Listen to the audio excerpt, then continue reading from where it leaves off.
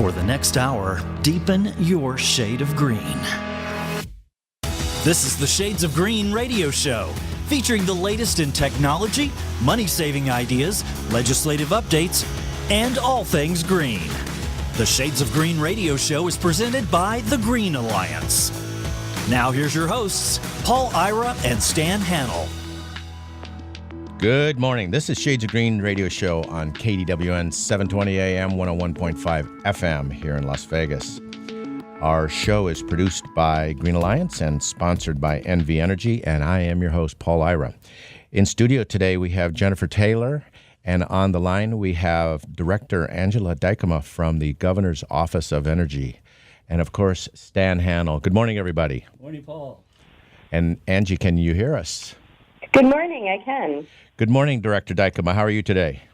I'm doing very well, thank you. We're going to have a packed show talking about all these programs that are offered by the Office of Energy, and very exciting stuff. We'll get right into it, but first off, tell us a little bit about yourself and the Governor's Office of Energy and what you folks do, generally speaking, and how long you've been there. Sure. So I came into the Governor's Office of Energy about 3 years ago. My background is in renewable energy development. I worked for a wind company called Third Planet Wind Power, developing wind projects across the West and Midwest. And then I worked for a geothermal company headquartered here in Reno, Nevada called Ormat. And I moved over to work for the state as the deputy director of the Nevada Governor's Office of Energy. And then when my predecessor was appointed to be the chairman of the Public Utilities Commission, I was honored to be appointed by Governor Sandoval as the director of the State Office of Energy in fall of 2015. And the Governor's Office of Energy is really focused on promoting renewable energy development, energy conservation, energy efficiency, and the exportation of energy across the state. So we work to implement laws in Nevada Revised Statutes 701 and 701A. We administer a number of energy programs, energy efficiency related, and incentives to promote renewable energy development. And we also serve as a facilitator, if you will, to ensure there's effective communication and cooperation between stakeholders across the state. Thank you for that. That's a big organization with a lot of responsibility there. We're going to talk about the active programs, and let's just start out with the building energy codes. Tell us a little bit about that. Yeah, so the Governor's Office of Energy, we're required by statute to adopt the latest International Energy Conservation Code. So it's on a 3-year cycle. So we, every 3 years, we will go through the rulemaking process. We'll evaluate the most effective building codes in effect at the time. And, we have the workshops and have constituents come and talk about whether it will or will not have a fiscal impact. And we just recently adopted the 2018 IECC this past summer. And I guess the IECC it's a model for the establishment of minimum design and construction requirements for energy efficiency. It's the International Energy Conservation Code. I like to break out acronyms. Say that again, Stan. International Energy Conservation Code. That's what I thought it would Yeah. be, and thank you for that. You were off there for a second. We got you back on. Thank you, Director. And how about let's talk about the Direct Energy Assistance Loan. That sounds pretty interesting. Sure. So this is what we call our DEAL program. And yes, the acronym DEAL is for Direct Energy Assistance Loan.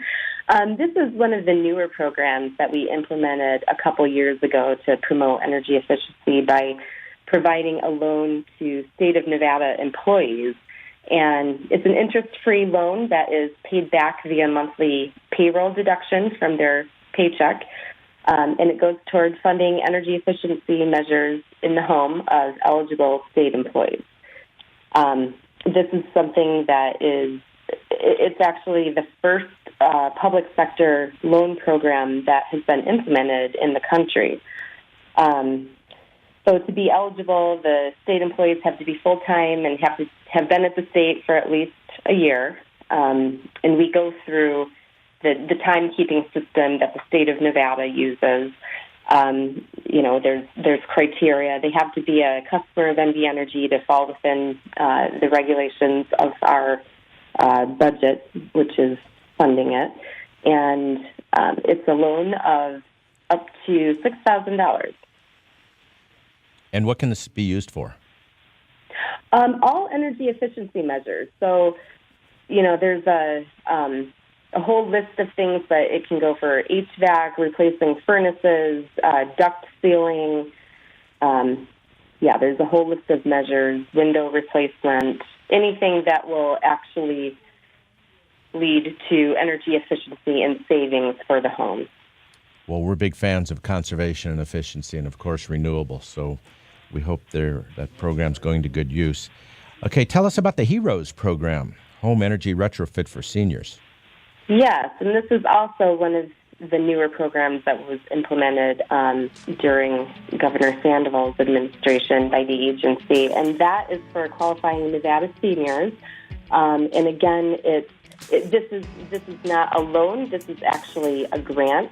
It's in partnership with the Nevada Housing Division, so it's building off of their weatherization program. Angie, we have to go to break, so let's hold that thought, and we'll get back to that when we come back to Shades of Green on KDWN. We'll be right back.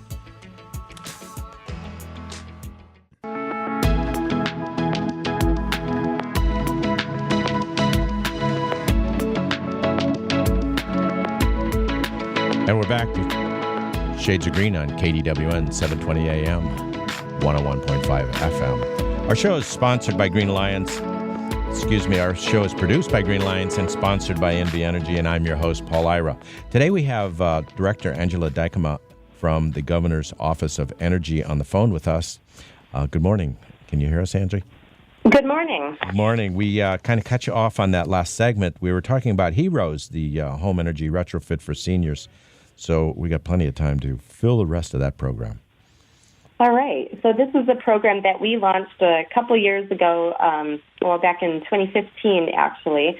And it's in partnership, again, with the Nevada Housing Division, kind of building off of their existing weatherization program. And it's for eligible seniors which are at income at or below 200% of federal poverty guidelines, 60 years or older, that reside in their homes. And it's a program which provides a grant to these senior citizens for energy efficiency measures in their home. And that includes all of the eligible measures such as duct sealing, air conditioner upgrades, broken window repair, water heater, solar screens, air conditioner replacement, anything that will result in savings for the home. And I will say to date, we have served over 900 homes through the program. Very nice. And it saves about $964 a year for the average electricity and gas savings for the eligible participants. Well, that's a big savings, assuming most of these folks are probably on fixed income. That's a lot of money to be Correct. Yep. So that's a big deal. That's great. So you're having a lot of participation in that. How do you get that word out to the seniors? So we advertise the program. We have done radio announcements. We frequently participate in senior citizen events around the state. The Housing Division advertises the home, advertises the program through their efforts as well. And we have a great page on our website to provide more information on it as well. Great. We want to make sure people are aware of that so they can get a hold of you and participate if they're eligible. Thank you for that. Absolutely. So another program you're working with here, the lower income solar energy program. Tell us about that. LICEP? Yeah. So LICEP was created, this was actually a pilot program that was established back in 2013 through legislation, and it's gone through, we're at phase 3 right now. So I guess it was created back in 2013, and the first phase went towards low-income schools. So there were eligible school districts to participate in the program. The second phase was for nonprofit entities. And now for phase 3, we're focused on low-income housing units. Senate Bill 145 in our last legislative session in 2017 replaced the original pilot program with a permanent program, and it now authorizes $1 million a year in incentives to be paid up through 2023 for solar installations that benefit low-income customers throughout the state. It's primarily funded by NV Energy, and it's administered through NV Energy, but we do provide an incentive to help support the program through the Governor's Office of Energy. That's good stuff, too. Can you tell us a little bit, how does the Governor's Office of Energy get funded? So we're actually funded. We're unique in that we're not funded by the general fund like other state agencies are. We are funded through property taxes received to the state through eligible renewable energy projects starting in 2013. So I'll tell you about our renewable energy tax abatement program because that's actually where our funding comes from. We provide a partial sales and use tax and a partial property tax to renewable energy projects that choose to locate in Nevada. So there are 13 projects that, when the program was first incorporated back in 2010, the first 13 projects that went through the program and got an abatement, the revenue, the property taxes they did pay was revenue to the Office of Energy. So we're funded by those 13 projects through the life of their tax abatement. So we call this the Renewable Energy Fund, and that is our primary budget account that funds and supports the operations of the Office of Energy. So I suspect we would expect to see more and more of these projects coming into the state, and I keep thinking about El Dorado Valley, how they could fill that whole thing up with solar. That would be a lot of revenue for your office. So actually, the revenue from the projects, it was cut off in 2013. Bill was passed, AB 237, that stopped the revenue coming in from the project. So we are no longer funded through projects that receive an abatement through the program. It's only the first 13 that went through the program that we are funded by. But we do continue to see more and more of these projects come to Nevada. We're up to 35 projects now that have been through the program. And it's actually attracted over $7.5 billion in economic benefits to the state of Nevada. And that's calculated by the capital investment from these renewable energy projects, as well as the payroll and taxes paid.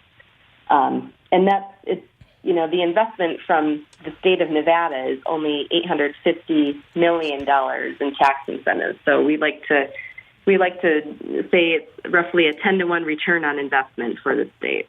That's a pretty good return. We'll take all that we can get. Absolutely. One of Stan's favorite, I would be remiss not to mention, this one is the electric highway. How are we engaging with the electric highway? Yeah, so the Electric Highway is a program that we started back in 2015 in partnership with NV Energy, and we started with grant funding through the United States Department of Energy through the State Energy Program. That's a formula grant that all state energy offices across the nation receive an annual source of funding, and we use that funding to deploy charging stations along Highway 95 between Reno and Las Vegas. And that was what we call Phase 1 of the Electric Highway. We were focused on reducing range anxiety and promoting electric vehicles between our two major urban centers. And we have since expanded on our goal to electrify the entire state's highway system. So we are now using funding from the Volkswagen settlement to put toward the Nevada Electric Highway Initiative. And we're focused on providing charging stations along I-80, I-15, US 93, and Highway 50, in addition to 95. To date, we have charging stations installed in Hawthorne, going from Reno south. I'll go through the stations that are operational so far. In Fallon, Nevada, Hawthorne, Nevada, Tonopah is under construction, and then Beatty. And we are also looking to put a charging station in Indian Springs, which will complete Phase 1 of the Nevada Electric Highway. So you can drive an electric car from Las Vegas to Reno with no anxiety. That's correct. That's that great. Once complete, that will be the result of the Nevada Electric Highway. Thank you. And while I know it's not a program under the Governor's Office of Energy, can you tell us about the Nevada Clean Energy Fund? How is that created? Yeah, so that was created through Senate Bill 407 from our last legislative session, and it established the Nevada Clean Energy Fund, which I'm currently the chair of the board for the Clean Energy Fund. And we're actually working with the Coalition for Green Capital to kind of establish the board and get it up and running. There was no funding that was identified in the legislation. So let me ask you to hold your thought right there, because we need to go take a break and listen to some of the other folks, and we'll be back to Shades of Green in just a moment. We'll be right back.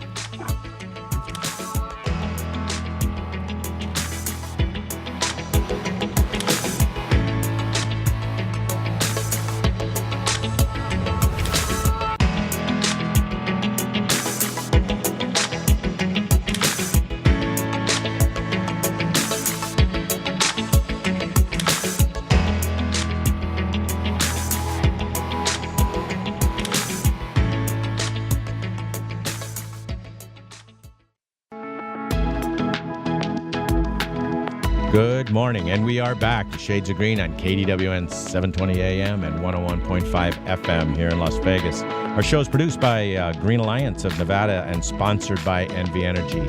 Thank you for that, NV Energy. Today we have Director Angela Dykema on the phone from the Governor's Office of Energy, and we're talking NGOE programs and emerging energy industry technology. Good morning, everybody. Good morning, Paul. So when we went to break, we were talking about the revolving loans for renewable energy and energy efficiency and conservation programs. Let's complete that discussion. Sure. And so this is Angie. And the revolving loan program was actually established back with ARRA funding, the American Recovery and Reinvestment Act of 2009.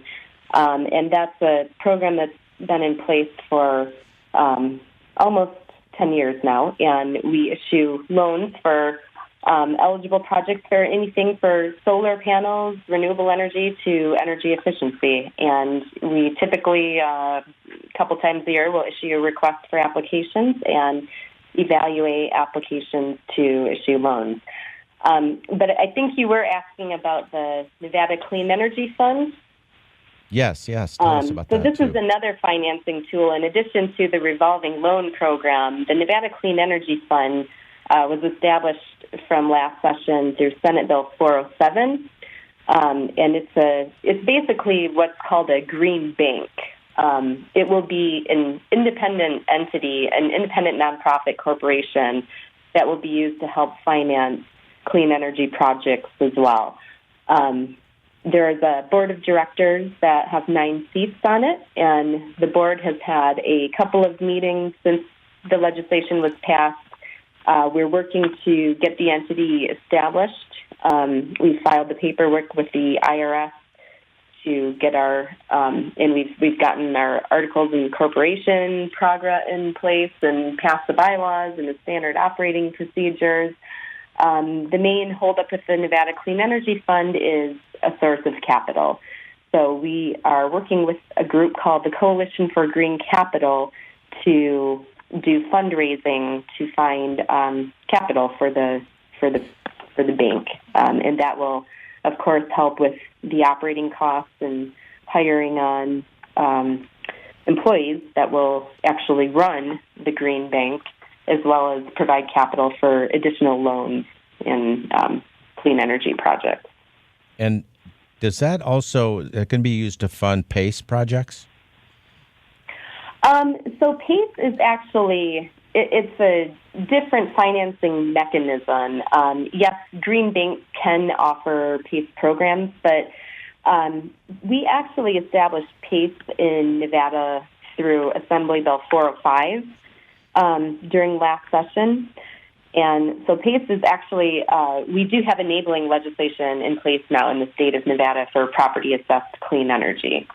And that's separate and apart from a green bank in that it's more of a financing mechanism to enable more renewable energy and energy efficiency improvements. And the way that PACE works is an assessment on the property's tax bill. So it's basically like a lien which runs with the property. And you could go through any bank for that funding, ideally. Correct. So the local municipality has to establish a PACE program. So I know the city of Las Vegas has been actively working to get their Property Assessed Clean Energy program in place, as is the city of Reno.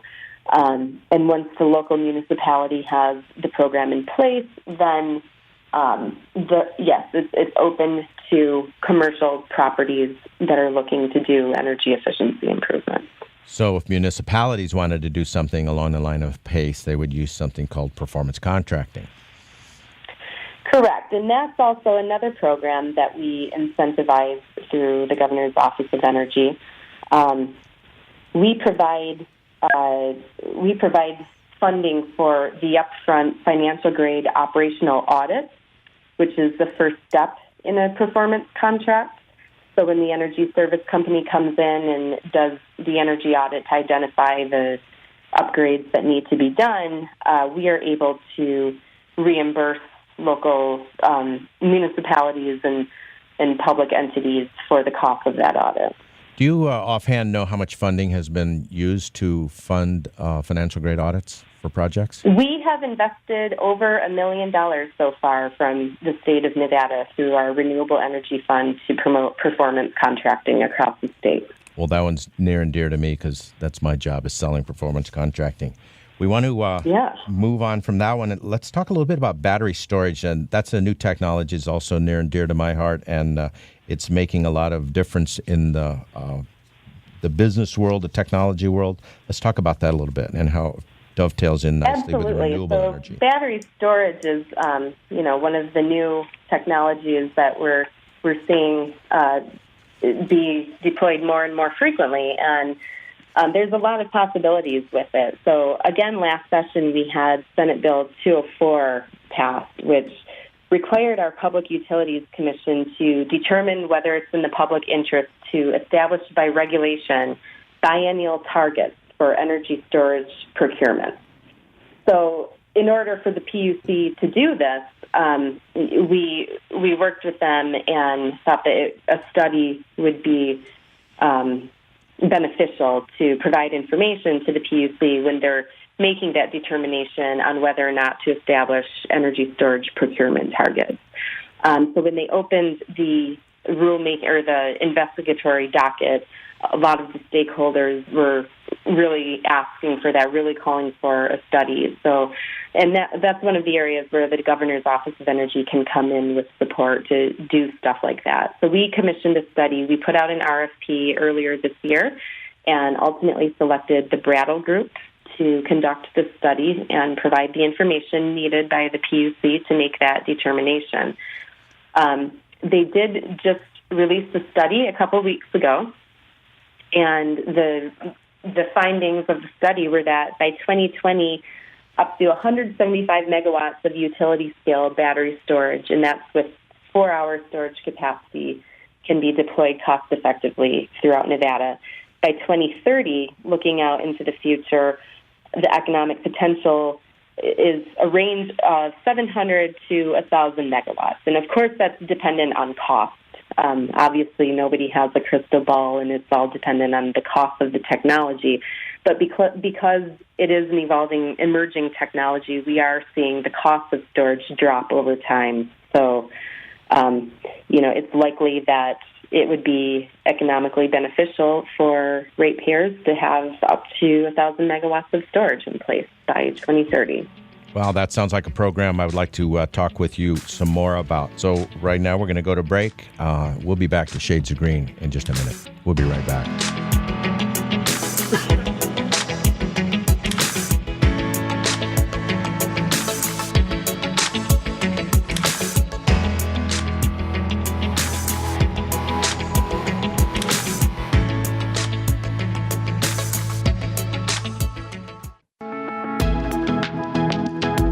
Good morning, and we are back. Shades of Green on KDWN 720 AM and 101.5 FM. Our show is produced by Green Alliance and sponsored by NV Energy. We want to thank NV Energy for all the help they've given us. We have Director Angela Dykema on the phone from Governor's Office of Energy. And Angela, I'd like to ask if you could just give us a little summary on all these programs we just talked about, and how do they help meet Nevada's policy goals? Sure. So the Governor's Office of Energy is here to, we're the energy advisors for the state, and we are also responsive to our constituents and implementing programs that promote renewable energy development and bring renewable energy projects to the state, as well as energy efficiency and conservation, and positioning Nevada to be a net exporter of renewable energy to meet the goals of our neighbors like California. We offer incentives through renewable energy tax abatement program and green building tax abatement program, loans for energy efficiency to eligible participants. We're promoting storage projects throughout the state, assisting with our determining the Public Utilities Commission determining whether or not to establish procurement targets for battery energy storage, as well as looking at our state buildings and figuring out how we can generate additional savings for the state of Nevada through the use of new technologies like energy storage.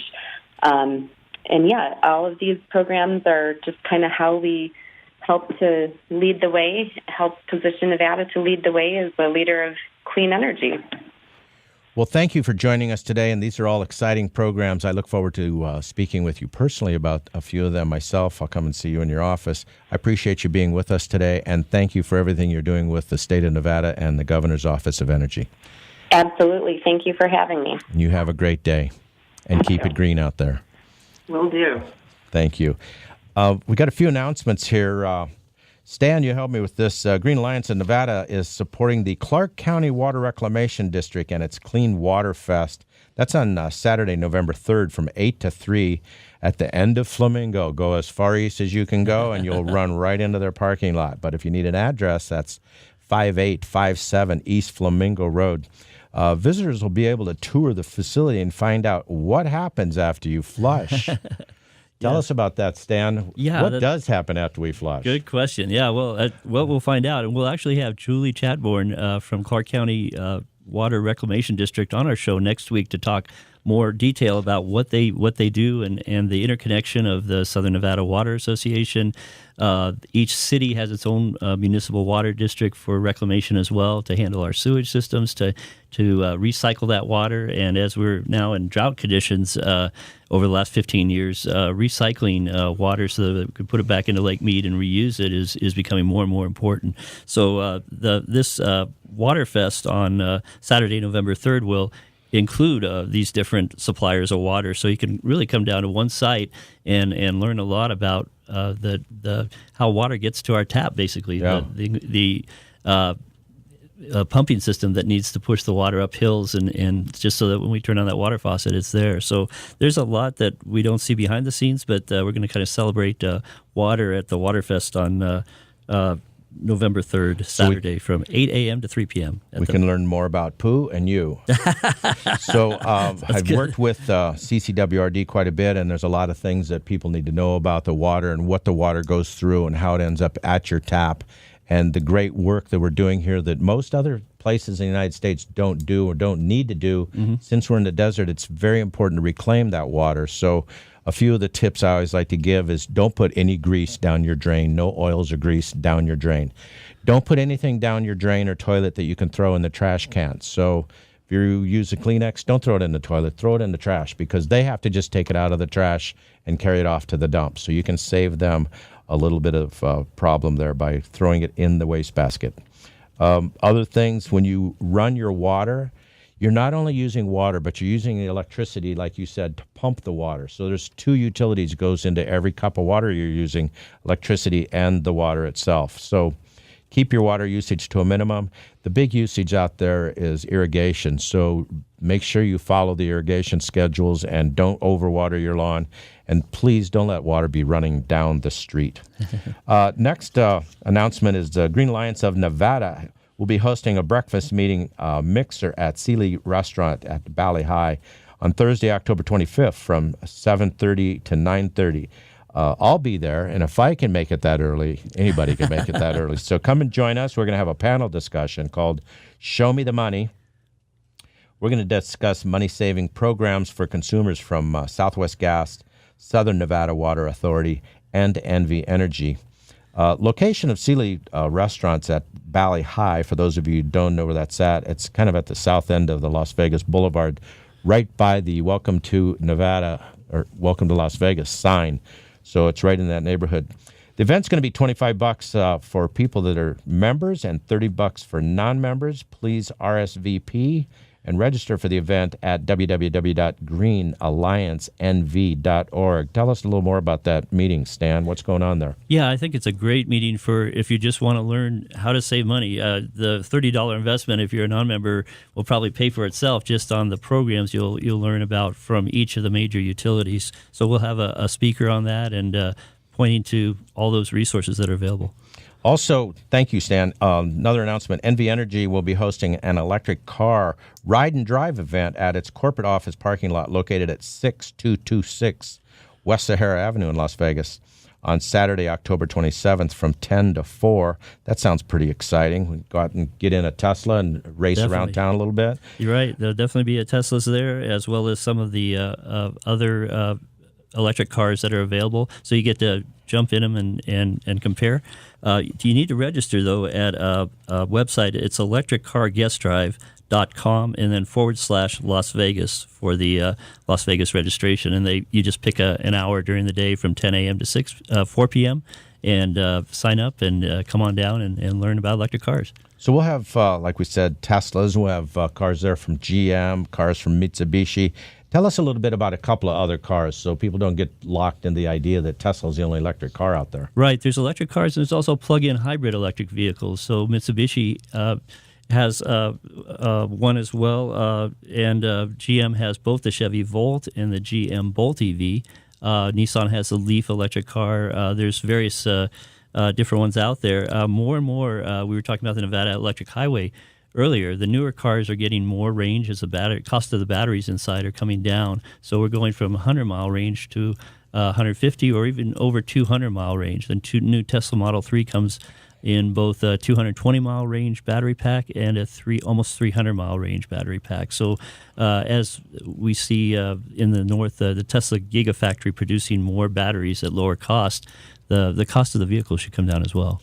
Well, that's someone said last week, the Jetsons are here. Right. So the different levels that drones are flying, electric cars racing around the state, electric highway from Las Vegas to Reno. Exciting time. Tomorrow is here today. So go out and get green. Everybody, please sign up for these meetings. Go to Clark County Water Rec, see the Green Fest, sign up for the breakfast at Sealy's, and go out and drive a Tesla at the Ride and Drive. And we'll be on next week at Shades of Green on KDWN 720 AM and 101.5 FM. I'm your host, Paul Ira, and we'll talk to you next week.